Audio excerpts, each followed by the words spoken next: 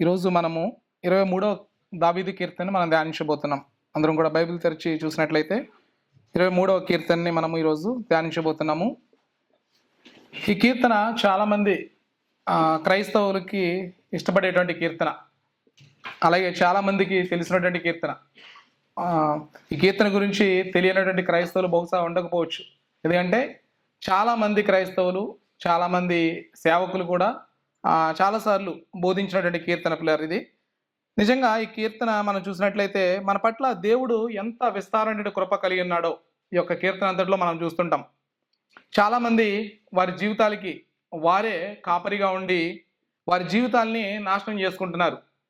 నిజంగా వాళ్ళ ఇష్టానుసారంగా వారే వాళ్ళ జీవితాల్ని వారు నడిపించుకుంటూ, కొన్నిసార్లు వేరే వాళ్ళని నమ్మి వాళ్ళ చేతిలో వారి జీవితాలను పెట్టుకొని, అలానే దేవుని నమ్మకుండా, దేవుని మీద ఆధారపడకుండా చాలామంది నాశనం వైపు వెళ్తున్నారు.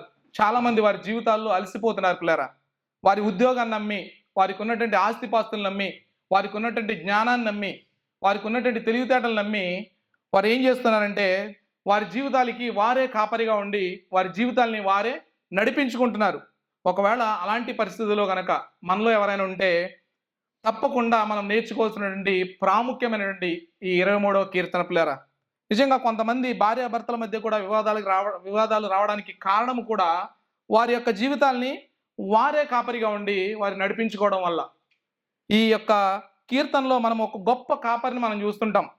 ఆయన దగ్గరికి వచ్చినటువంటి గొర్రెల్ని ఆయన ఏం చేస్తాడో అనేటువంటి విషయాల్ని కూడా మనము ఈ యొక్క కీర్తన అంతటిలో మనం చూస్తుంటాం పిల్లరా. ప్రత్యేకించి యొక్క కీర్తన ఎవరు రాశారంటే దావీదు రాశాడు అని మనము ఈ యొక్క కీర్తన పైన మనం చూస్తుంటాం. అంటే ఇక కీర్తన దావీదు రాశాడని మనందరికీ తెలుసు. దావీదు గొర్రెల కాపరి, మనందరికీ తెలుసు ఆ విషయం. అంటే ఆయన దినమెల్లా కూడా ఆయన దేవుని కీర్తించు, దేవుని కొనియాడుతూ ఆయన కాపరిగా గొర్రెలు కాచుకున్నప్పుడు మన దేవుడు తన స్వాస్థ్యమైనటువంటి ఇశ్రాయేలు అనేటువంటి గొర్రెల్ని కాయడానికి ఈ యొక్క కాపరిని ఆయన పిలుచుకున్నాడు. అలాంటి దావీదు యెహోవా నా కాపరి అని రాసినటువంటి ఈ కీర్తన 23వ కీర్తన పిల్లరా. ఈ యొక్క కీర్తన ఎవరితో మాట్లాడుతున్నారంటే ఇక్కడ దావీదు తన హృదయంతో తానే మాట్లాడుకుంటున్నాడు. తానే తన హృదయంలో ధ్యానిస్తున్నాడు ఈ యొక్క కీర్తన. ఈ యొక్క కీర్తన ఏ సందర్భంలో రాశాడని మనం చూస్తే ఈ యొక్క వచన భాగాల్లో మనం చదివినప్పుడు ఏ సందర్భంలో దావీదు రాశాడు అనేది మనకు స్పష్టంగా తెలియదు. కానీ చాలా మంది దేవుని వాక్యాన్ని నమ్మకంగా బోధించేటువంటి సేవకులు చెప్పేది ఏంటంటే సౌలు దావీదును తరుముతున్నప్పుడు ఇక దావీదు పారిపోయి గోలో దాక్కుంటూ తన యొక్క ఆపదలో చిక్కుకున్న తర్వాత బహుశా ఆ సందర్భంలో ఈ యొక్క కీర్తన రాసి ఉండవచ్చు అని చెబుతుంటారు. మన మొదటి సమూయేలు గ్రంథంలో 23-24 అధ్యాయాల్లో మనం ఈ యొక్క సందర్భాన్ని మనం చూస్తుంటాం. మరికొంతమంది ఏం చెప్తారంటే దావీదు రాజు అయిన తర్వాత తన అనుభవాన్ని జ్ఞాపకం చేసుకుంటూ ఈ యొక్క కీర్తన రాసి ఉండవచ్చు. ఎందుకంటే 5వ వచనంలో మనం చూసినట్లయితే నా శత్రువుల ఎదుట నీవు నాకు భోజనము సిద్ధపరచుదువు, నూనెతో నా తల అంటి ఉన్నావు అనేటువంటి మాటలు మనం చూస్తుంటాం. ఒక సందర్భంలో దావీదు జీవితంలో తన శత్రువుల ఎదుట ఆయన భోజనము తిన్నటువంటి పరిస్థితి మనం చూస్తుంటాం బైబిల్లో. ఆ సందర్భంలో రాజైన ఆకీషు వస్తున్నాడు అని దావీదుకు తెలిసినప్పుడు దావీదు వెర్రివాని వలె నటించాడు ఆయన. అప్పుడు ఆ సందర్భంలో ఆ రాజు దావీదుని చూసి వెళ్ళిపోతాడు. వెళ్ళిపోయిన తర్వాత ఫిలిస్తీన్లు ఏం చేస్తారంటే దావీదుని పిలిచి భోజనం పెడతారు. ఆ యొక్క సందర్భాన్ని బహుశా దావీదు జ్ఞాపకం చేసుకుని రాసి ఉండవచ్చు ఈ కీర్తనని కూడా చెబుతుంటారు పిల్లరా. ఆ యొక్క సందర్భాన్ని మన మొదటి సమూయేలు గ్రంథంలో 21వ అధ్యాయంలో మనం చూస్తుంటాం. 10-15 వచనాల్లో మనం ఈ యొక్క సందర్భాన్ని చూడవచ్చు. కానీ ప్రాముఖ్యంగా ఈ యొక్క కీర్తన ఏ సందర్భంలో రాసినా, ఏ పరిస్థితుల్లో రాసినా కూడా మనం అర్థం చేసుకోవాల్సింది ఏంటంటే అన్ని పరిస్థితుల్లో కూడా మనం సంతోషంగా ఉన్నప్పుడైనా, బాధల్లో ఉన్నప్పుడైనా, దుఃఖంలో ఉన్నప్పుడైనా, భయంకరమైన పరిస్థితులు కూడా మనం వెళుతున్నప్పుడైనా కూడా మనందరము పాడుకోగలిగినటువంటి గొప్ప కీర్తన ఈ యొక్క 23వ కీర్తన పిల్లరా. ఈ యొక్క 23వ కీర్తన చూడండి, 1 నుంచి 6 వచనములు మనకి ఈ విధంగా ఉంది. యెహోవా నా కాపరి, నాకు లేమి కలుగదు. పచ్చిక గల చోట్లను ఆయన నన్ను పరుండజేయుచున్నాడు. శాంతికరమైన జలముల యొద్ద నన్ను నడిపించుచున్నాడు. నా ప్రాణమునకు ఆయన సేద తీర్చుచున్నాడు. తన నామమును బట్టి నీతి మార్గములలో నన్ను నడిపించుచున్నాడు. గాఢాంధకారపు లోయలో నేను సంచరించినను ఏ అపాయమునకు భయపడను. నీవు నాకు తోడయిందువు. నీ దుడ్డుకరయు నీ దండమును నన్ను ఆదరించును. నా శత్రువుల ఎదుట నీవు నాకు భోజనము సిద్ధపరచుదువు. నూనెతో నా తల అంటి ఉన్నావు, నా గిన్నె నిండి పొర్లుచున్నది. నేను బ్రతుకు దినములనియు కృపాక్షేమములే నా వెంట వచ్చును. చిరకాలము యెహోవా మందిరంలో నేను నివాసము చేసేదను. ఈ కీర్తన అంతట్లో కూడా యెహోవా తనని కాపరిగా చేసుకున్నటువంటి బిడ్డలకి దేవుడు ఇచ్చేటువంటి గొప్ప ఆశీర్వాదాలు మనం చూస్తుంటాం. 3 ఆశీర్వాదాలు మన యొక్క 6 వచనాల్లోనే మనం చూడవచ్చు. మొదటి ఆశీర్వాదం ఏంటంటే ఆయన మనల్ని సమృద్ధిగా పోషిస్తాడు. మొదటి నుంచి 3 వచనాల్లో మనం చూస్తాం. రెండవ ఆశీర్వాదము ఆయన సన్నిధితో మనల్ని ఆయన కాపాడుతాడు, ఆయన మనల్ని రక్షిస్తాడు అనేది 4 నుంచి 5 వచనాల్లో చూస్తాం. మూడవ ఆశీర్వాదము మన బ్రతుకు దినములన్నీ కూడా ఆయన కృపాక్షేమములు మన వెంట వచ్చును అనేది మనం 6వ వచనంలో చూస్తుంటాం. సో మొదటిది ఆయన మనల్ని సమృద్ధిగా పోషిస్తాడు. మొదటి 3 వచనాలు దావీదు అంటున్నాడు, యెహోవా నా కాపరి, నాకు లేమి కలగదు. పచ్చిక గల చోట్లన్న ఆయన నన్ను పరుండజేయుచున్నాడు. శాంతికరమైన జలముల యొద్ద నన్ను నడిపించుచున్నాడు. నా ప్రాణమునకు ఆయన సేద తీర్చుచున్నాడు. తన నామమును బట్టి నీతి మార్గములలో నన్ను నడిపించుచున్నాడు. ఈ కీర్తన అంతా కూడా అలంకార రూపంలో రాయబడింది. అలంకార రూపం అంటే ఒక మాట ద్వారా ఒక విషయాన్ని చాలా రకాలుగా మనం చెప్పవచ్చు. అంటే చాలా విషయాలు చెప్పవచ్చు ఒక మాట మాట్లాడడం ద్వారా. ఒకరిని మనం తిట్టాలన్నా, ఒకరిని పొగడాలన్నా కూడా మనం కొన్నిసార్లు అలంకార పదాలు ఉపయోగిస్తుంటాం. ఆమె కోకిలలా పాడుతుంది అంటాం.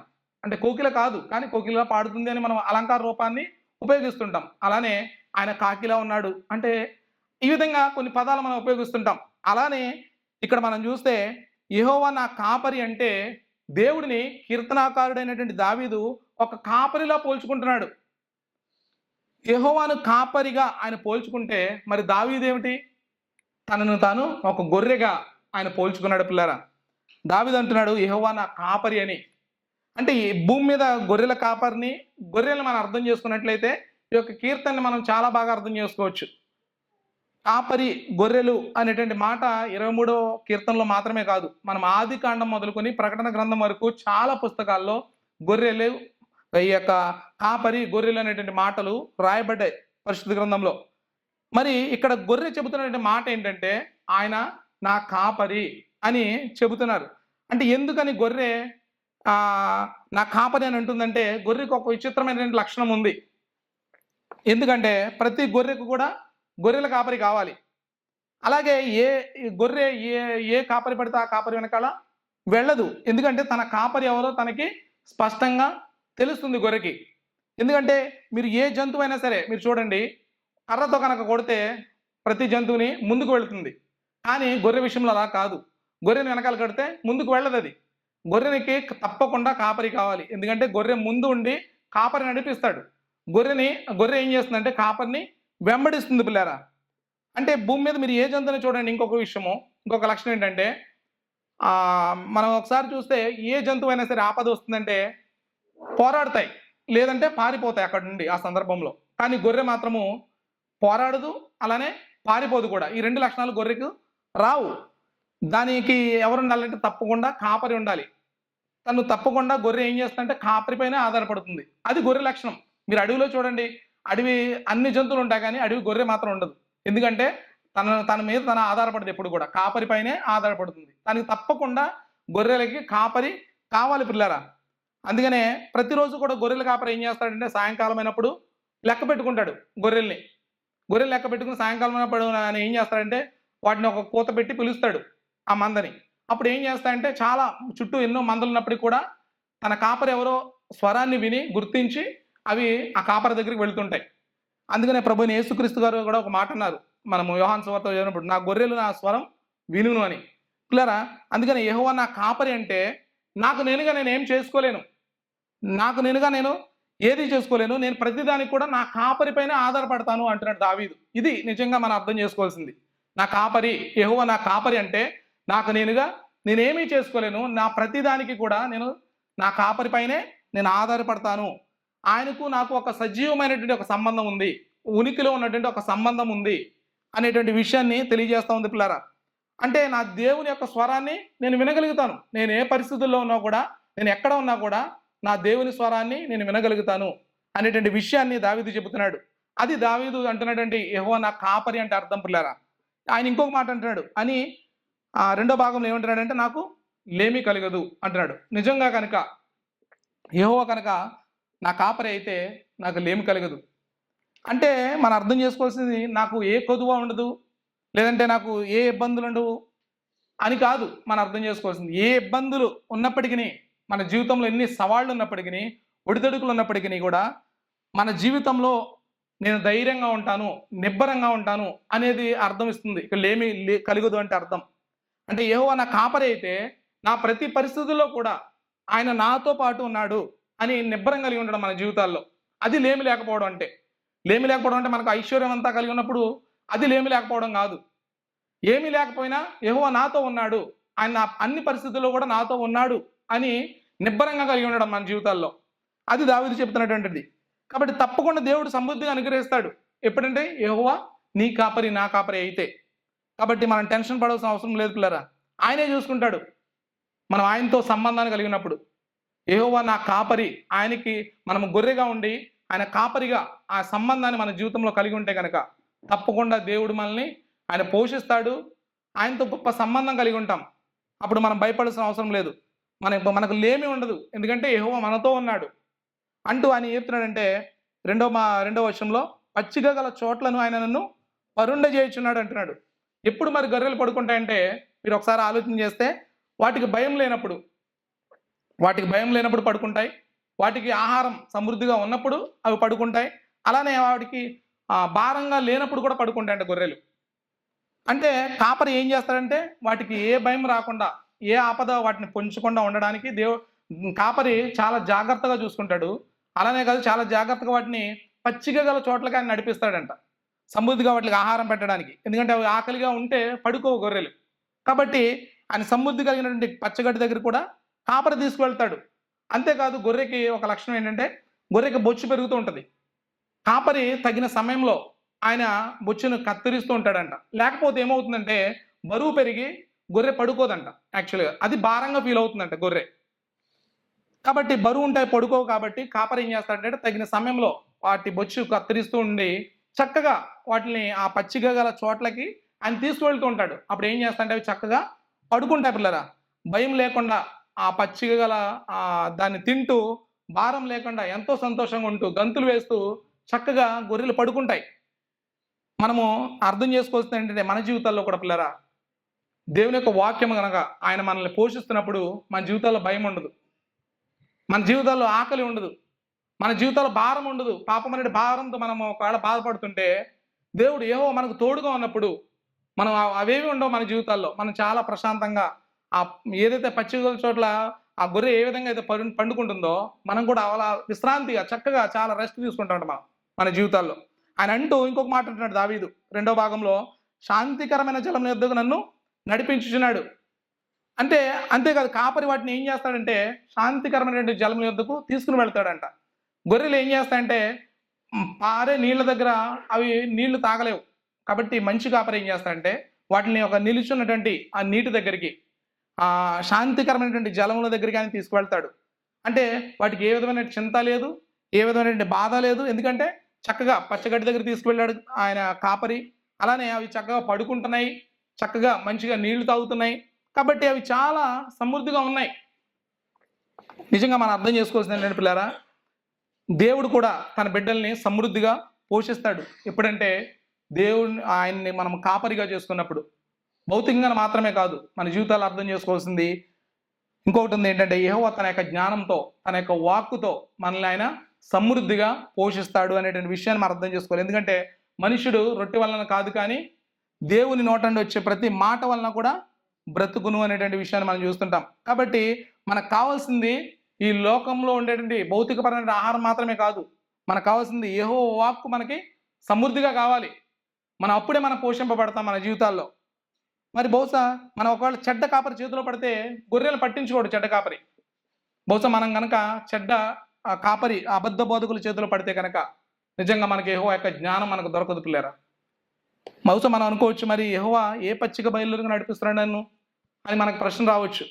ఎప్పుడైతే మనం నిజంగా యెహోవాని మనం కాపరిగా మనం చేసుకుంటామో అప్పుడు దేవుడు మనల్ని ఒక మంచి ఆరోగ్యకరమైన సంఘానికి మనల్ని నడిపిస్తాడు, ఒక మంచి ఆరోగ్యకరమైన సేవకుల దగ్గరికి మనల్ని నడిపిస్తాడు.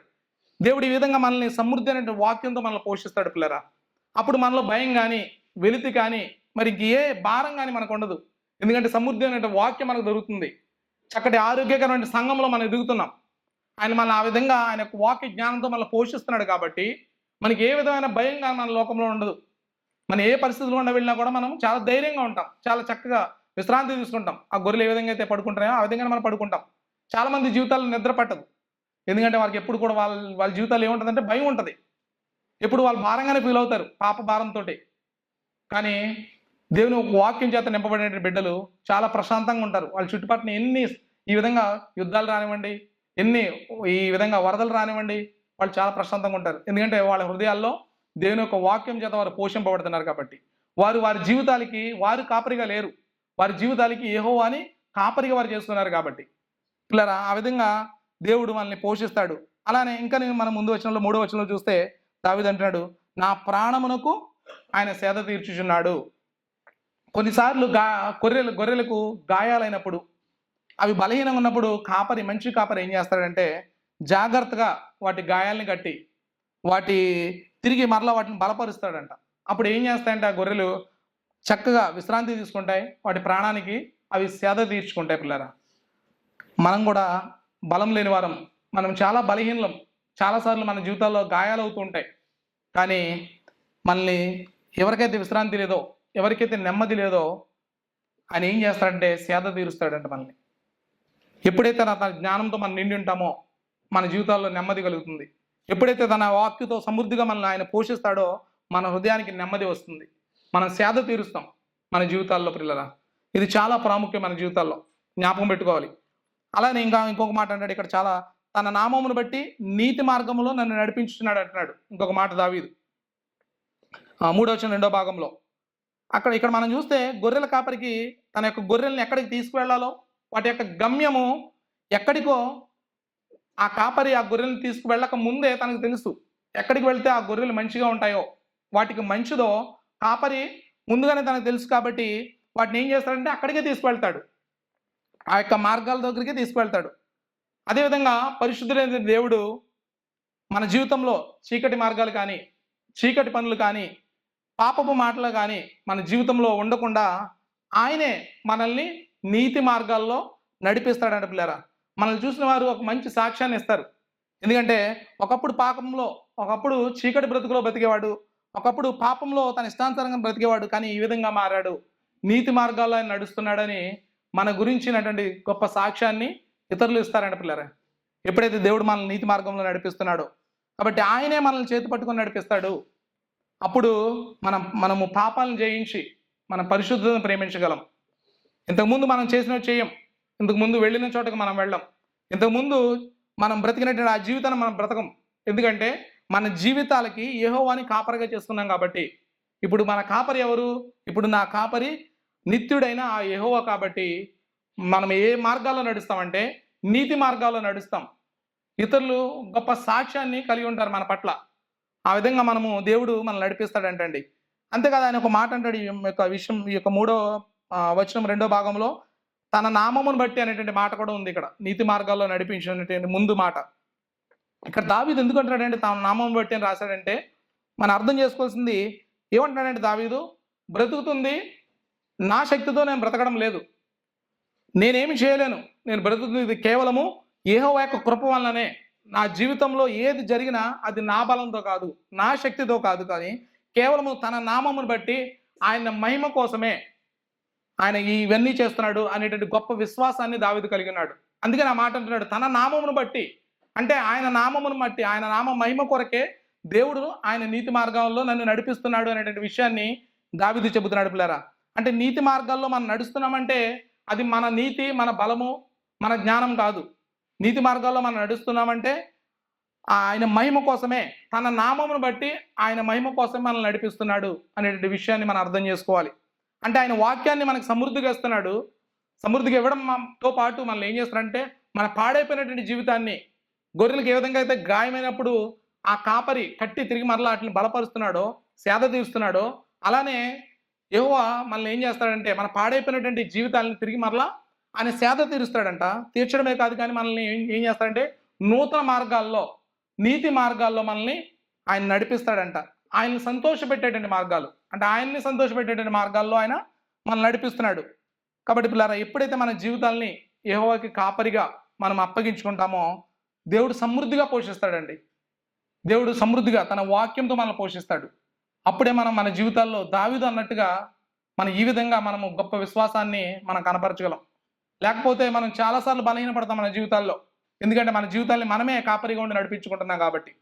కాబట్టి ఈరోజు మనం జ్ఞాపకం చేసుకోవాల్సింది ఏంటంటే, దావీదు ఏ విధంగా అయితే తన జీవితానికి యెహోవాని కాపరిగా చేసుకున్నాడో మన జీవితాల్లో కూడా ఆయన కాపరిగా ఉన్నప్పుడు మనకి ఏ లేమి కలుగుదండి. భౌతికంగా కాదు కానీ ఆత్మీయంగా మనం ఆలోచన చేయాలి. ఈరోజు మనము ఆకలి దప్పికలు కలిగి ఉన్న దావీదు జీవితంలో ఎన్నో కష్టాలు గుండా వెళ్ళాడు ఆయన. ఆయన ఎప్పుడు సమృద్ధిగా కలిగినటువంటి జీవితము ఆయన ఎప్పుడు కలిగి ఉండలేదు. ఆయన చాలాసార్లు అడవులు గుండా వెళ్ళాడు, చాలాసార్లు ఈ యొక్క గుహల్లో గుండా వెళ్ళాడు. ఆయన చాలాసార్లు భయంకర పరిస్థితులు గుండా దావీదు వెళ్ళాడు. కానీ ఆయన లేమి లేదు అంటున్నాడంటే దాని అర్థం ఏంటంటే యెహోవాని కలిగి ఉన్నాడు ఆయన. ఆయన జీవితంలో మన జీవితంలో కూడా మనము యెహోవాని మన కాపరిగా కలిగి ఉన్నప్పుడు ఆయన్ని మన సమృద్ధిగా ఆయన వాక్యం చేత మనల్ని పోషిస్తాడు పిల్లరా. పోషించడం బట్టి మనం సేద తీర్చుకుంటాం ఆయన దగ్గర. మన జీవితాన్ని మనం తిరిగి కట్టి ఆయనకి మెచ్చేటువంటి, ఆయనకి మహిమ తెచ్చేటువంటి ఆ మార్గాల్లో దేవుడు మనల్ని నడిపిస్తాడు. మన శక్తిని బట్టి మనం నడవలేము. ఆయన యొక్క కృపను బట్టే మనము ఆయన మార్గాల్లో మనం నడవగలం. ఆయన నామమును బట్టి ఆయన మనల్ని నడిపిస్తాడంట. కాబట్టి ఆయనకి మహిమ తెచ్చేటువంటి జీవితాన్ని మనం నడవాలంటే మన జీవితాలకి యెహోవా కాపరిగా ఉండాలి. కాబట్టి ఇది మొదటి విషయం, దేవుడు మనల్ని సమృద్ధిగా పోషిస్తాడు అనేటువంటిది. రెండో విషయం చూడండి, 4-5 వచనాల్లో ఆయన ఏం చేస్తాడంటే ఆయన సన్నిధితో మనల్ని రక్షిస్తాడు, ఆయన సన్నిధితో మనల్ని కాపాడుతాడు అనేటువంటి విషయాన్ని మనము 4-5 వచనంలో మనం చూస్తుంటాం. 4-5 వచనాలు ఈ విధంగా ఉన్నాయి. గాఢాంధకారపు లోయలో నేను సంచరించినను ఏ అపాయమునకు భయపడను. నీవు నాకు తోడైందువు, నీ దుడ్డు కర్రయు నీ దండమును నన్ను ఆదరించును. నా శత్రువులు ఎదుట నీవు నాకు భోజనము సిద్ధపరచుదువు. నూనెతో నా తల అంటి ఉన్నావు, నా గిన్నె నిండే పొర్లుచున్నది. ఈ వచనాలు మనం అర్థం చేసుకోవాలంటే కాపరి గొర్రెల్ని ఎలా నడిపిస్తాడో మనం ఒకసారి ఆలోచించి ఈ యొక్క వచన భాగాలను మనము అర్థం చేసుకోవాలి. కొన్నిసార్లు గొర్రెల్ని కాపరి తీసుకెళ్తున్నప్పుడు లోయల గుండా, కొండల గుండా ఆయన నడిపించుకుని తీసుకెళ్లాల్సి వస్తుంది. ప్రత్యేకించి ఇశ్రాయేల్ దేశంలో దావీదు ఎక్కడైతే తన గొర్రెల్ని కాచాడో ఆ యొక్క బెత్లెహేం ప్రాంతంలో చూసినట్లయితే ఆ ప్రాంతం అంతా కూడా కొండలు, లోయలు కలిగినటువంటి ప్రాంతం. ఇక్కడ ఒక కొండ దిగి వేరే కొండ ఎక్కాలంటే ఆ లోయల్లో నుండి గొర్రెలను తీసుకుని వెళ్ళాలి. మన యాత్రకితరం చదివినప్పుడు వారు దేవాలయానికి వాళ్ళు ప్రయాణమై వెళుతున్నప్పుడు కూడా వాళ్ళు లోయలు, కొండలు అనేటువంటి వాటి గుండా వాళ్ళు ప్రయాణించినట్టుగా మనం చూస్తుంటాం. అలాగనే ఇక్కడ మనం చూస్తే ఈ గొర్రెల్ని కూడా కొన్నిసార్లు చీకటి, గాఢాంధకారపు ఆ యొక్క పరిస్థితులు గుండా వాళ్ళు ఆ గొర్రెల్ని కాపరి తీసుకువెళ్ళవలసి వస్తుంది. అవి చాలా ప్రమాదకరమైన పరిస్థితి. కొన్నిసార్లు గొర్రెలు యొక్క చీకటి మార్గాల్లో తప్పిపోతుంటాయి. భయంకరమైన గాఢాంధకారం అంటే మన ముందు ఒకవేళ మన చేతి పెట్టుకున్నా కూడా మనకు కనిపించదు. అది గాఢాంధకారం అంటే. మనం చూసేటువంటి చీకటి కాదు. గాఢాంధకారం అంటే అసలు ఏమీ కనిపించదు. అలాంటి పరిస్థితులు గుండా కూడా గొర్రె ఆ కాపరి వెంబడి వెళ్తూ ఉంటుందంట. గొర్రెలు ఆ కాపరి కూడా మంచిగా జాగ్రత్తగా తీసుకుని వెళ్తాడంట. నిజంగా ఈ యొక్క వాక్యాలు మనం చదివినప్పుడు చాలా ఆదరణ ఇస్తాయి మన జీవితాలకి. ఈ గాఢాంధకారపు లోయలో నేను సంచరించినను ఏ అపాయమునకు భయపడను, నీవు నాకు తోడైందువు, నీ దుడ్డు కర్రయు నీ దండమును నన్ను ఆదరించునని దావీదు ఆయన యొక్క గొప్ప విశ్వాసాన్ని మనం చూస్తుంటాం. నిజంగా ఏ పరిస్థితులు గుండా వెళ్ళినా కూడా ఆయన భయపడ్డంట. అసలు మనం ఒకసారి ఆలోచన చేయండి. అంటే ఎన్ని బాధల్లో, కష్టాలు గుండా వెళుతున్నప్పుడు, చీకటి గుండా వెళుతున్నప్పుడు, ఈ యొక్క భరించలేనటువంటి పరిస్థితులు గుండా వెళుతున్నప్పుడు, ఈ యొక్క భయంకరమైన ప్రమాదాలు గుండా వెళుతున్నప్పుడు యెహోవా తోడుగా ఉన్నాడని, యెహోవా సన్నిధి వారిని రక్షిస్తుంది అనేటువంటి విషయాన్ని ఈ యొక్క వచన భాగాలు తెలియజేస్తూ ఉన్నాయి. ఈ యొక్క వచన గొప్ప ఆదరణ మనకు కలిగజేస్తూ ఉంటాయి. చాలాసార్లు మనం ఈ యొక్క పరిస్థితులు గుండా వెళుతున్నప్పుడు మనందరం కూడా చాలా బలహీనపడి ఉంటాం మన యొక్క విశ్వాసంలో. కానీ మనం వాక్యాన్ని మరలా మనం చదివినప్పుడు గొప్పగా దేవుడు తన వాక్యం ద్వారా మనల్ని ఆదరిస్తుంటాడు. దావీదు అదే అంటున్నాడు, నేను గాఢాంధకారపు లోయలో నేను సంచరించిన కూడా ఏ అపాయంలో నేను భయపడను. అక్కడ మనం అర్థం చేసుకోవాల్సింది ఏ కష్టాల్లోనికి వెళ్ళము, ఏ బాధల్లోనికి వెళ్ళము, లేదంటే గాఢాంధకారపు లోయల్లోకి మనం వెళ్ళము అని కాదు. కానీ ఏ పరిస్థితుల్లో ఉన్నా కూడా ఆయన మనతోనే, మన పక్కనే ఉన్నాడు. కాబట్టి ఎవరు కూడా ఏమీ చేయలేరు, ఏ అపాయం కూడా నా దగ్గరికి రాదు అంటున్నాడు. ఎందుకంటే మనం కష్టాలు గుండా వెళుతున్నప్పుడు ఆయన భద్రంగా తీసుకెళ్తాడు పిల్లరా. మనం తప్పిపోకుండా ఆయన దుడ్డు కర్ర, ఆయన దండము మనల్ని సరిచేస్తుంది, క్రమశిక్షణ చేస్తుంది పిల్లరా. కొన్నిసార్లు గొర్రెలు తప్పిపోతుంటాయి, కాపరిని విడిచిపెట్టి వెళ్ళిపోతుంటాయి. అలాంటి సమయంలో దుడ్డు కర్ర, దండము వాడి ఆపద వచ్చినప్పుడు వాటిని ఖండిస్తూ గొర్రెలు కూడా సరిచేస్తూ ఉంటాడంట కాపరి, మంచి కాపరి. నిజంగా మన జీవితాల్లో కూడా ఈ భయంకరమైనటువంటి యుద్ధ పరిస్థితి కూడా మనం వెళుతుంటున్నాం. ఈ వరదలు, వర్షాలు మనం చూస్తుంటున్నాం మన జీవితాల్లో. నిజంగా కొంతమంది అయితే భయంకరమైన ఆర్థిక పరిస్థితులు గుండా కూడా వెళ్తుండవచ్చు. కొంతమంది అయితే వారి యొక్క వివాహ జీవితంలో సమాధానం లేకుండా కూడా ఉండవచ్చు. కొంతమంది భయంకరమైన అనారోగ్య పరిస్థితులు గుండా కూడా వెళ్తుండవచ్చు. అయినప్పటికీ దేనికి భయపడాల్సిన అవసరం లేదు పిల్లరా. ఎందుకంటే యెహోవా మన కాపరి. ఆయన మనకు తోడుగా ఉండి ప్రతి అపాయంలో నుండి మనల్ని ఆయన రక్షిస్తాడు. ప్రతిదీ అపాయంలో నుండి కూడా ఆయన మనల్ని కాపాడుతాడు, భద్రపరుస్తాడు అంట పిల్లరా. ఇది చాలా మనకు ఆదరణ ఇచ్చేటువంటి వాక్యం. నిజంగా నేను కూడా వ్యక్తిగతంగా చాలాసార్లు ఈ పరిస్థితులను చూసినప్పుడు నాకు అనిపించింది కొన్నిసార్లు, ఏమి మన ఉద్యోగం పోతే ఎలా, నా కుటుంబాన్ని పోషించుకోవడం ఎలా అనుకున్నప్పుడు తిరిగి మరలా నేను నిజంగా దేవుని యొక్క వాక్యం చేత చాలా ప్రోత్సహింపబడ్డాను, నేను ఆదరించబడ్డాను. ఈ యొక్క వాక్యాన్ని నేను గడిచిన వారంలో ధ్యానించినప్పుడు నిజంగా చాలా సంతోషం అనిపించింది. దావీదు ఎంతగా దేవునిపైన ఆధారపడ్డాడు, తన జీవితాన్ని దేవునికి ఎంతగా అప్పగించుకున్నాడు. అంటే ఆయన అంటున్నాడు, నేనేం చేయలేను, నాదేంగా. ఆయన కంప్లీట్గా గొర్రె ఏ విధంగా అయితే ఆధారపడుతుందో కాపరి పైన, అలానే దావీదు ఆధారపడ్డాడు. నిజంగా మన వ్యక్తిగత జీవితాలు మనం పరీక్షించుకున్నప్పుడు ఆ విధంగా మనం ఉండగలుగుతున్నామా? ఆయన మనల్ని పోషిస్తున్నాడు, మనల్ని భద్రపరుస్తున్నాడు. ఇటువంటి పరిస్థితులు కూడా మన అందరము క్షేమంగా ఈరోజు సంతోషంగా సంఘంలో ఉన్నామంటే దేవుని యొక్క కృపే. మనం చేసింది ఏది లేదు దీంట్లో. ఆయన కృపే మనల్ని కాపాడుతుంది. ఆయన కృపే మనల్ని ప్రతి విషయంలో కూడా భద్రపరుస్తుంది. ఇలాంటి సందర్భంలో మనం జ్ఞాపకం చేసుకోవాల్సింది ఏంటంటే, పరిస్థితుల వైపు కాదు మనం చూడవలసింది. ఈ పరిస్థితులన్నీ కూడా ఆదిలో ఉన్నటువంటి ఆయన వైపు మనం చూడగలగాలి. సర్వ సృష్టికర్త వైపు మనం చూడగలగాలి. అలాంటి విశ్వాసాన్ని మన జీవితాలు మనం కలిగి ఉండాలి. అని అంటూ ఈ విధంగా మనల్ని కాపాడుతాడంట. మొదటిగా ఆయన వాక్యం ద్వారా మనల్ని పోషించాడు. ఆయన వాక్యం ద్వారా మనం పోషింపబడినప్పుడు మనం ఏమవుతామంటే, మన పాడైపోయినటువంటి జీవితం తిరిగి మరలా కట్టబడుతుంది. కట్టబడటం మాత్రమే కాదు, కానీ మనల్ని నీతి మార్గాల్లో నడిపిస్తుంటాడు. ఈ మూడు కనుక ఒకవేళ మన జీవితంలో, ఒక విశ్వాసీ జీవితంలో జరుగుతున్నప్పుడు మనం ఎలాంటి గాఢాంధకారపు లోయలు వెళ్ళినా కూడా మనం భయపడం. ఒకవేళ గాఢాంధకారపు లోయల్లో పరిస్థితులు కూడా వెళుతున్నప్పుడు మనం భయపడుతున్నామంటే మనం నిజంగా దేవుని యొక్క వాక్యం చేత పోషింపబడట్లేదు, ఆయన వాక్యం మీద మనం ఆధారపడట్లేదు అనేటువంటి విషయాన్ని మనం అర్థం చేసుకోవాలి. దావీదు ఎందుకంటే ఆయన వాక్యం చేత పోషింపబడ్డాడు, తిరిగి మరలా ఆయన జీవితము వాక్యం ద్వారా కట్టబడింది, మరలా తిరిగి ఆయన నీతి మార్గాల్లో నడుస్తున్నాడు. కాబట్టి ఆయన ఏమంటున్నాడంటే, నేను గాఢాంధకారంలో సంచరించినను ఏ అపాయానికి నేను భయపడను అంటున్నాడు. కాబట్టి పిల్లరా అంటూ ఆయన ఏమంటున్నాడంటే, మరలా 4-5 వచనం వచ్చేటప్పటికి, నా శత్రువులు ఎదుట నీవు నాకు భోజనం సిద్ధపరచుదువు, నూనెతో నా తల అంటి ఉన్నావు, నా గిన్నె నిండి పొర్లుచున్నది. ఇది గొప్ప వాగ్దానం అండి మన జీవితాల్లో. చాలామంది సేవకులు చాలా రకాలుగా యొక్క వచనాల్ని అర్థ వివరణ ఇస్తుంటారు. కానీ అన్నిటిలో కొన్ని మనము చూస్తే ఇది వాక్యానికి కొంచెం దగ్గరగా, ఆ సందర్భానికి తగ్గినట్టుగా ఉన్నటువంటి ఒక అర్థ వివరణ ఏంటంటే, మనం ఇక్కడ ఈ దావీదు ఏమంటున్నాడంటే, నా శత్రువులు ఎదుట నీవు నాకు భోజనం సిద్ధపరచుదువు అంటే, యెహోవా ఒక విందు చేయవాడిగా, ఒక ఆతిథ్యం ఇచ్చేవాడిగా మనం యొక్క వచ్చిన భాగాల్లో మనం చూస్తుంటాం. ఆ యొక్క గొప్ప పరలోకపు విందులో ఆయన ఒక ఆతిథ్యం ఇచ్చేవాడిగా, ఆయన ఒక గొప్ప విందు చేయవాడిగా దావీదు జ్ఞాపకం చేసుకుంటున్నాడు. అంటూ ఆయన ఏమంటున్నాడంటే, ఆయన బిడ్డల్ని ఆయనే పిలుస్తున్నాడంటే ఆతిథ్యానికి. దేవుడు అంటే, నీవు నన్ను కాపరిగా చేసుకున్నావు, నేను నీకు ఆతిథ్యం ఇస్తాను, నీవు వచ్చి నా దగ్గర అతిథిగా ఉండు అని దేవుడు పిలుస్తున్నాడు. అక్కడ మనం చూస్తుంటే భోజనం సిద్ధపరచడమే కాదు, కానీ ఆయన ఏమంటున్నాడంటే, ఎవరైతే మనల్ని హేళనగా చూసారో, ఎవరైతే మనల్ని హీనంగా చూసారో ఆ శత్రువు అందరి ఎదుట కూడా మనల్ని దగ్గరికి పిలవడం, మనల్ని సమృద్ధిగా ఆయన పోషించడం, ఇవన్నీ కూడా మనము చూస్తామంట. ఇది గొప్ప వాగ్దానం మన జీవితాల్లో. ఆ యొక్క గొప్ప పరలోకపు విందులో మనం ఉండబోతున్నాం. ఆయన దగ్గరికి అతిథిగా వెళ్ళిన తర్వాత ఇంకొక మాట ఏముంటుందంటే, నూనెతో నా తల అంటి ఉన్నావు. మనము ప్రభువైన యేసుక్రీస్తు కదా, లూకా సువార్తలో మనం చూసినట్లయితే ఆ యొక్క స్త్రీ సందర్భంలో 7వ అధ్యాయంలో మనం చూస్తుంటే, ఆ సందర్భంలో ఆయన అంటాడు, ఆ స్త్రీ వైపు తిరిగి సీమోన్తో ఇట్లా అంటాడు ఆయన, ఈ స్త్రీని చూసినవే, నేను నీ ఇంటిలోనికి రాగా నీవు నా పాదములకు నీళ్ళు లేదు, కానీ ఈమె తన కన్నీళ్లతో నా పాదములను తడిపి తల వెంట్రుకలతో తుడిచాను అని అంటూ ఆయన అంటాడు చివరికి, నీవు నూనెతో నా తల అంటలేదు, కానీ ఈమె నా పాదములకు అత్తరు పూసెను అని ప్రభు అయిన యేసుక్రీస్తు వారు అంటున్న మాట మనం చూస్తాం. ఎలా అంటే, మనం అర్థం చేసుకోవాల్సింది ఏంటంటే ప్లేరా, మనం గొప్ప విందులో పాల్గొనబోతున్నాం. ఆ విందు ఎలా ఉంటుందంటే, ఆ గిన్నె నిండి పోయేంతగా అలాంటి గొప్ప విందులో మనం ఉండబోతున్నామంట. దానికి పిలుస్తున్నాడు దేవుడు మనల్ని.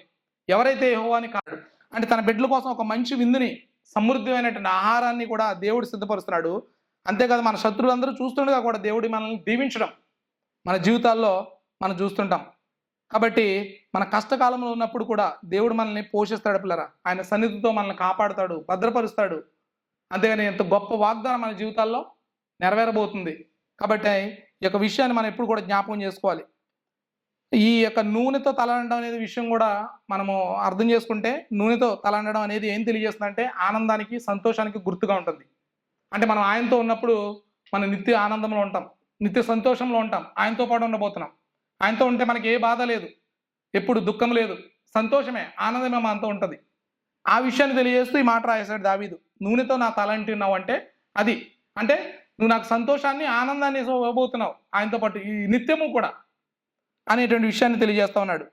కాబట్టి ఇది రెండో విషయం పిల్లారా.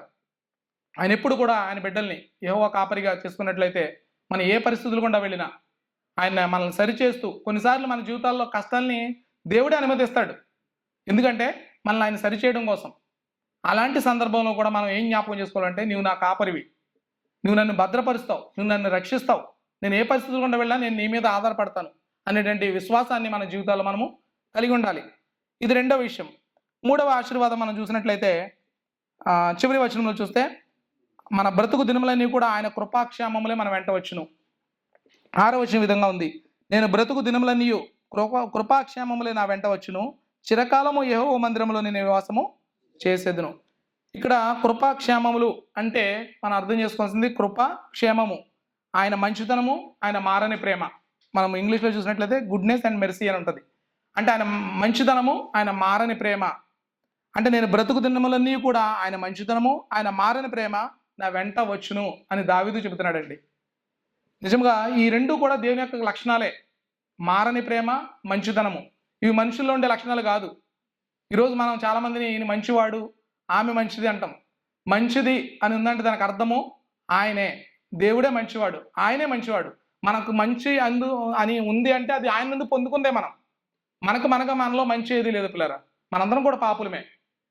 కాబట్టి ఈ రెండు లక్షణాలు దేవుని లక్షణాలు. కాబట్టి ఎవరైతే ఆయన దగ్గరికి వస్తారో ఆ బిడ్డలకి ఏముంటాయంటే ఆయన మంచితనము, ఆయన మారని ప్రేమ. ఎప్పుడు కూడా ఆయన మాట ఉంటున్నాయి కదా, నేను బ్రతుకు దినములన్నీ కూడా కృపాక్షేమములు నా వెంట వచ్చినట్టు. అంత గొప్ప ఆశీర్వాదాన్ని దేవుడు ఇవ్వబోతున్నాడు మనకి. ఎప్పుడు కూడా మన వెంటే ఉంటాయంట. ఎప్పుడంటే మనము ఆయన కాపరిగా చేసుకున్నప్పుడు మన జీవితాల్లో. కాబట్టి మనం ఎక్కడికి వెళ్ళినా, ఎంత దూరం వెళ్ళినా, ఏ ప్రదేశానికి వెళ్ళినా, ఏ పరిస్థితుల్లో మనం ఉన్నా కూడా యెహోవా యొక్క మంచితనము, యెహోవా యొక్క మారని ప్రేమ ఎప్పుడు కూడా తన బిడ్డల వెంట వస్తూనే ఉంటాయి. యెహోవా మంచివాడు కాబట్టి ఆయన బిడ్డలకు ఆయన ఎప్పుడు కూడా మంచే చేస్తాడు పిల్లరా. దేవుని కుమారుని రక్తంలో కడుగుబడిన మనల్ని ఆ యొక్క త్రిత్వమైనటువంటి దేవుడు మారని ప్రేమతో మనల్ని ప్రేమిస్తాడు. ఆయన ప్రేమ నుండి ఈ లోకంలో ఏది కూడా వేరు చేయలేదు. రోమిల్ రాసిన పత్రికలో మనం చూసినట్లయితే 8:35 వచనంలో ఈ విధంగా ఉంది, క్రీస్తు ప్రేమ నుండి మనల్ని ఎడబాపు వాడెవడు, శ్రమ అయినను, బాధ అయినను, హింస అయినను, కరువైనను, వస్త్రహీనతైనను, ఉపద్రవమైనను, ఖడ్గమైనను మనల్ని ఎడబాపున. నిజంగా ఎంత గొప్ప ఆశీర్వాదం చూడండి. ఎంత మారని ప్రేమ అంటే ఏ పరిస్థితులు గుండా మనం వెళుతున్నా కూడా ఆయన ప్రేమ నుండి మనల్ని వేరు చేయలేవంట. అలాంటి ప్రేమతో దేవుడు మనల్ని ప్రేమిస్తున్నాను అంటున్నాడు. నిజంగా మరి ఆలోచించేయండి, మనుషుల ప్రేమ ఎంతవరకు ఉంటుంది? కొంతవరకే. దానికి ఒక సమయం, మనకు ఒక ప్రతిదీ కూడా ఒక సమయం ఉంటుంది. మంచిగా అవతల వ్యక్తి మనల్ని ప్రేమిస్తుంటే ప్రేమిస్తాం, అవతల వ్యక్తి మనల్ని మంచిగా చూసుకుంటే ఆయనతో పాటు మంచిగా ప్రవర్తిస్తుంటాం. మనిషి స్వభావం అది. కానీ దేవుడు మారని ప్రేమతో మనల్ని ప్రేమిస్తున్నాడంట. మనం ఏ పరిస్థితులు గుండా వెళ్ళినా, నువ్వు ఇబ్బందులు గుండా వెళుతున్నా, నువ్వు సంతోషంగా వెళుతున్నా, నువ్వు ఎలాంటి పరిస్థితులు గుండా వెళుతున్నా, నీతో పాటు ఆయన మారని ప్రేమ నీ వెంట వచ్చును. ఆయన మంచితనము కూడా ఎప్పుడు కూడా మనతో పాటు వస్తుంది అనేటువంటి విషయాన్ని చెబుతున్నాడు పిల్లరా. కాబట్టి ఎందుకంటే ఆయనను మనము కాపరిగా చేసుకున్నాం కాబట్టి మన బ్రతుకు దినములన్నీ కూడా మనం ఏం చెప్పాలంటే, మనం బ్రతికున్నామంటే ఆయన కృప, ఆయన మంచితనమే అని ప్రతిరోజు మనం జ్ఞాపకం చేసుకోవాలి మన జీవితాల్లో. ఈరోజు నేను బ్రతికున్నానంటే ఆయన కృప, ఆయన మంచితనమే నన్ను బ్రతికిస్తుంది. నేను చేసుకున్నటువంటి పనులు బట్టి కాదు, నేను చూపించేటువంటి మంచితనాన్ని బట్టి కాదు, కానీ ఆయన కృపే, ఆయన మంచితనమే, ఆయన మారని ప్రేమే నన్ను బ్రతికిస్తుంది, ఈరోజు నాకు ఆయుష్నిచ్చింది అనేటువంటి విషయాన్ని మనం ఎప్పుడు కూడా జ్ఞాపకం చేసుకోవాలి. అంటూ ఆయన చివరి భాగంలో ఆయన అంటున్నాడు, చిరకాలము యెహోవా మందిరంలో నేను నివాసము చేసేది అనేటువంటి మాట అంటున్నాడు. చివరిగా దావీదు ఏం చెప్తున్నాడంటే తన హృదయంలో ఉన్నటువంటి కోరిక చెబుతున్నాడు. ఆయన కోరిక ఏంటంటే చిరకాలము కూడా యెహోవా మందిరంలో నివాసము చేసేది అనేటువంటి విషయాన్ని చెబుతున్నాడండి. దేవుడు ఇన్ని ఆశీర్వాదాలు ఎందుకు ఇచ్చాడంటే, ఆయన ఎదుట మనము నిందారహితుడిగా, నీతిమంతునిగా, పరిశుద్ధుడిగా ఆయన సన్నిధిలో మనల్ని నిలబెట్టుకోవడానికి దేవుడు ఇన్ని ఆశీర్వాదాలు మన జీవితాల్లో ఇస్తున్నాడు. ఇవన్నీ ఒకవేళ మనము చివరిగా ఈ యొక్క ఆయన సన్నిధిలో నివాసం చేయడానికి కాకుండా ఇవన్నీ ఆశీర్వాదాలు ఉంటే ఉపయోగం లేదు మన జీవితాల్లో. అల్టిమేట్గా మనం వెళ్ళవలసింది ఏంటంటే చిరకాలం కూడా ఆయన మందిరంలో నివాసం చేసేటువంటి దానికి వెళ్ళాలి మనం. దావీదు హృదయం చూడండి, మనం ఒకసారి ఆలోచన చేస్తే మొదటిగా ఆయన వాక్యంతో పోషింపబడి చివరికి దేవుని యొక్క సన్నిధిలోకి వెళ్ళాడు ఆయన. ఆయన మొదటి దానిలో చూస్తుంటే మొదటి భాగంలో ఆయన కీర్తన ప్రారంభం ఆయన వాక్యంతో పోషింపబడుతున్నాడు. ఆ కీర్తన అంతము చివరిలో ఏ విధంగా ఉందంటే ఆయన సన్నిధిలోకి వెళ్తున్నాడు. మన జీవితాల్లో కూడా మనం ఆ విధంగానే ఆయన వాక్యంతో మనం ఈ రోజు పోషింపబడి రక్షింపబడి పరిశుద్ధులు ఎదుగుతున్నామంటే మన యొక్క అల్టిమేట్గా మనం ఎక్కడికి వెళ్ళాలంటే పరలోకానికి వెళ్ళాలి. ఆయనతో పాటు యుగకాలంలో కూడా ఉండబోతున్నాం మనం. దాని కొరకు మనం నిరీక్షణ కలిగాలి, జీవించాలి మన జీవితంలో. అంతేగాని లోకంలో ఉండే వాటి కొరకు వీటి కొరకు మనం ప్రయాసపడేది ఇవన్నీ కూడా ఒకరోజు గతించబోతున్నాయి. కానీ ఆయనతో పాటు మనం ఉండబోతున్నాము. దాని కొరకు మనం ప్రయాసపడేది భూమి మీద. అన్నిటికంటే మించి గొప్ప నివాస స్థలంలోకి ఆయన మనల్ని తీసుకెళ్తాడంటండి. ఆయనను మనం ఏం చేస్తామంటే కన్నులతో చూస్తాం. మనందరం కూడా ఆయన మహిమలో మనం నడుస్తాం. ఎక్కడంటే నూతన యెరూషలేములో. అక్కడ చీకటి కానీ, చంద్రుడు కానీ, సూర్యుడు కానీ, ఆకలి దప్పికలు కానీ లేని ఆ పట్టణంలో ఆయనతో పాటు మనం ఉండబోతున్నాం. అది చాలా గొప్ప వాగ్దానం మన జీవితాల్లో. దాని కొరకు మనము ఎదురు చూడాలి. దాని కొరకు మనం నిరీక్షణ కలిగి ఉండాలి. ఈ భూమి మీద సంపూర్ణ విమోచన కలిగి పునరుద్ధాన శరీరంతో దేవుని సన్నిధిలో మనము చిరకాలము నివాసం చేయబోతున్నాం.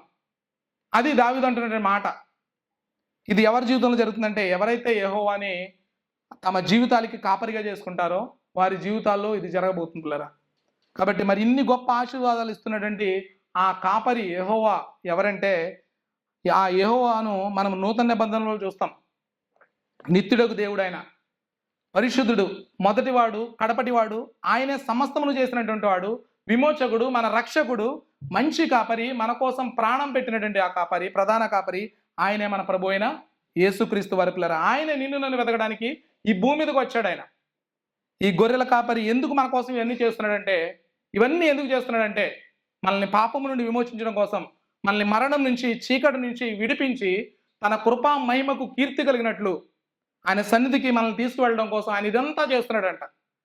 ఆయన మన వాక్యం ద్వారా పోషించడం కానీ, ఆయన నీతి మార్గంలో నడిపించడం కానీ, ఆ గాఢాంధకారపు లోయలో మనం నడిపించినప్పుడు ఆయన మనల్ని భద్రపరచడం కానీ ఇవన్నీ ఎందుకు చేస్తున్నాడంటే మన జీవితంలో ఆయన సన్నిధికి తీసుకెళ్ళడం కోసం అనేటువంటి విషయాన్ని మనం అర్థం చేసుకోవాలి. ఇందాక మనము శిష్య చదివినటువంటి వాక్య భాగంలో యోహాను సువార్త 10వ అధ్యాయం 11వ వచనంలో మనం చూసినట్లయితే ఆయన అంటున్నాడు, నేను గొర్రెలకు మంచి కాపరిని, మంచి కాపరి గొర్రెల కొరకు తన ప్రాణమును పెట్టును. ఆయనే తన గొర్రెల కోసం ప్రాణం పెట్టి వాటిని నిత్య జీవానికి తీసుకుని వెళ్తాడంట పిల్లరా. నిజంగా మన ప్రధాన కాపరి, మన గొప్ప కాపరి ప్రభు అయిన యేసుక్రీస్తు వారే. మనం ఈ కీర్తన మొత్తాన్ని మనం ఒకసారి చూస్తే చాలా జాగ్రత్తగా మనం చూస్తే దావీదు చేసింది ఒకే ఒక మాట. ఆయన అన్నది ఒకటే ఒక మాట. ఆయన ఏమంటాడంటే యెహోవా నా కాపరి అని అన్నాడు, అంతే. మిగిలిన వచ్చిన భాగాలన్నీ మనం ఒకసారి జాగ్రత్తగా పరిశీలన చేస్తే మిగతా అన్ని కూడా యెహోవానే చేశాడు తన జీవితంలో. ఆయన లేమి లేకుండా చేశాడు, ఆయన పచ్చిక గల చోట్ల పనులు చేశాడు, శాంతికరమైన జ్వల మధ్యకు ఆయనే నడిపించాడు, ఆయనే ప్రాణములకు సాధి తీరుస్తున్నాడు, ఆయనే నీతి మార్గాల్లో నడిపిస్తున్నాడు, ఆయనే తోడుగా ఉన్నాడు, ఆయనే శత్రువుల ఎదుట భోజనం సిద్ధపరుస్తున్నాడు, ఆయనే నూనెతో తలంటున్నాడు, ఆయనే గిన్నె నిండి పొర్లేటట్టు చేస్తున్నాడు. ఆయన మారని ప్రేమ, ఆయన మంచితనము మన వెంట వస్తున్నాయి. ఆయన సన్నిధిలో మనము ఉండబోతున్నాం. ఇవన్నీ కూడా ఆయన చేశాడు. కానీ దావీదు ఏం చేశాడు? తను ఒక గొర్రెగా మార్చుకున్నాడు. తను ఒక గొర్రెగా, తనకు కాపరిగా యెహోవాని పెట్టుకున్నాడు. కాబట్టి మన జీవితాల్లో కూడా నిజంగా యెహోవా మన కాపరి అయితే మనం ఒక విశ్వాసం చేయగలిగింది ఏదీ లేదు పిల్లరా, యెహోవాని నమ్మడం తప్ప. పూర్తిగా మన జీవితాన్ని ఆయనకు అప్పగించుకోవడం తప్ప మనం చేసేది ఏదీ లేదు మన జీవితాల్లో. మనం ఏం చేయలేం. చాలాసార్లు మన జీవితాలు మనం అనుకుంటుంటాం, నేను ఇది చేయగలను, అది చేయగలను, నా జ్ఞానాన్ని బట్టి, నా చదువును బట్టి, నాకు ఉన్నటువంటి స్థితిని బట్టి, నాకు ఉన్నటువంటి ఆస్తిపాస్తులను బట్టి నేను ఇది చేయగలుగుతాను అనుకుంటాం మనం. కానీ ఈ యొక్క కీర్తన చదివినప్పుడు మనకు అర్థం చేసుకోవాల్సింది ఏంటంటే ఆయన ఏం చేయలేదు. దావీదు తన జీవితాన్ని యెహోవాకు అప్పగించుకున్నాడు, అంతే. అన్నిటి గుండా దేవుడు నడిపించుకుని తిరిగి మళ్ళీ ఆయన సన్నిధికి ఆయనే తీసుకువెళ్తాడంట. చూడండి, మరి నిజంగా మనం చేయవలసింది ఏది లేదు. కేవలం మనము ప్రభువైన యేసుక్రీస్తు వారి యందు విశ్వాసం ఉంచడం తప్ప. బహుశా మరి మన జీవితాలకి ఎవరి కాపరి?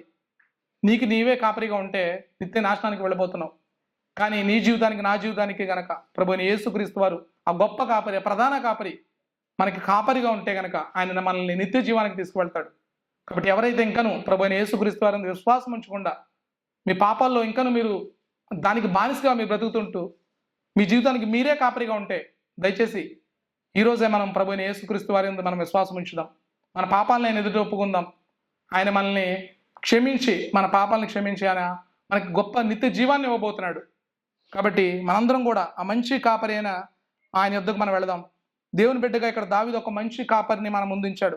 మరి ఈ కాపరి మనల్ని శాంతికరమైన జలం యొద్దకు ఈ లోకంలో నడిపించడం మాత్రమే కాదండి, భూమి మీద ఏ కాపరైనా మనల్ని బహుశా మరణం వరకు మనల్ని తీసుకువెళ్ళవచ్చేమో, కానీ నువ్వు నేను నిత్యము దేవునితో ఉండాలని దేవుడు మనల్ని చేశాడు. కాబట్టి మనకి ఎలాంటి కాపరి కావాలో తెలుసా? నిత్యుడకు కాపరి మనకు కావాలి. మనతో పాటు మరణంలో నిలబడే కాపరి కావాలి, మరణం నుంచి లేపే కాపరి కావాలి, లేపి మనల్ని ఆయన సన్నిధిలో నిలబెట్టుకొని యుగయుగములు కూడా ఆయనతో నడిచేటువంటి కాపరి మనకు కావాలి. మరి అలాంటి కాపరి ప్రభువైన యేసుక్రీస్తు వారు. కాబట్టి మనం ఆయనందు మనం విశ్వాసం ఉంచుదాం. మన గురి మన నిత్య జీవం వైపు, మన నిరీక్షణ ఆయన సన్నిధిలో మనం ఉండబోతున్నాం. దాని కొరకు మనము ఈ భూమి మీద బ్రతుకుదాం. ఆయన మహిమ కోసం మనం బ్రతుకుదాం. ఇది ఆయన నడిపిస్తాడు మన జీవితాలకి, మనం ఆయన్ని కాపరిగా మనం చేసుకున్నట్లయితే. ఇక్కడ దావీదుకి యెహోవా ఒక్కడే కాపరి అని అర్థమైంది. మరి మన జీవితాలకి మనము కాపరి అయినటువంటి ప్రభువైన యేసుక్రీస్తు వారికి మన జీవితాన్ని మనం అప్పగించుకుందాం. అప్పుడు నిజంగా ఆయన మనల్ని కాపరిగా ఉండి మన జీవితాల్ని ఆయన మనల్ని నడిపిస్తాడు. ఆయన మనకి గొప్ప నిత్య జీవాన్ని ఇవ్వబోతున్నాడు. కాబట్టి అటువంటి కృప దేవుడు మనందరికీ కూడా తోడేయండి, నడిపించిన గాక. ఆమేన్. 2 నిమిషంలో మౌనంగా ఉండి ఒకసారి మనం జ్ఞాపకం చేస్తుంది, నిజంగా మన జీవితాల్లో మనం ఎవరికి